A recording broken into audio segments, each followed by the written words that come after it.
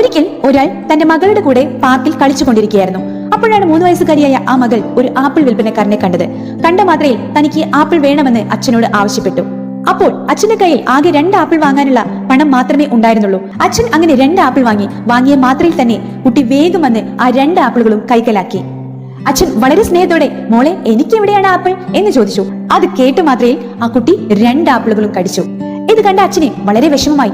താൻ എത്രമാത്രമാണ് തന്റെ മകളെ സ്നേഹിക്കുന്നത്, എന്നിട്ടും എന്താണ് അവൾ എന്നോട് ഇങ്ങനെ പെരുമാറിയത്? ഒരുപക്ഷെ അവൾ ചെറിയ കുട്ടിയായതുകൊണ്ടായിരിക്കും. കൊടുക്കാനും വാങ്ങാനുമുള്ള വിവേകമൊന്നും അവൾക്കുണ്ടായി കാണില്ല. അയാൾ പിന്നെയും ഓരോ കാര്യങ്ങൾ ചിന്തിച്ചുകൊണ്ടേയിരുന്നു. അയാളുടെ മുഖത്തെ ചിരിയെല്ലാം മാഞ്ഞു. പെട്ടെന്നാണ് മകൾ ഓടി വന്ന് തന്റെ കയ്യിലിരുന്ന ആപ്പിൾ അച്ഛന് നൽകിയത്. എന്നിട്ട് പറഞ്ഞു, അച്ഛാ, മറ്റേ ആപ്പിളിനേക്കാൾ ഈ ആപ്പിളാണ് ഏറ്റവും മധുരമുള്ളത്, ഇത് അച്ഛൻ എടുത്തുകൊള്ളൂ.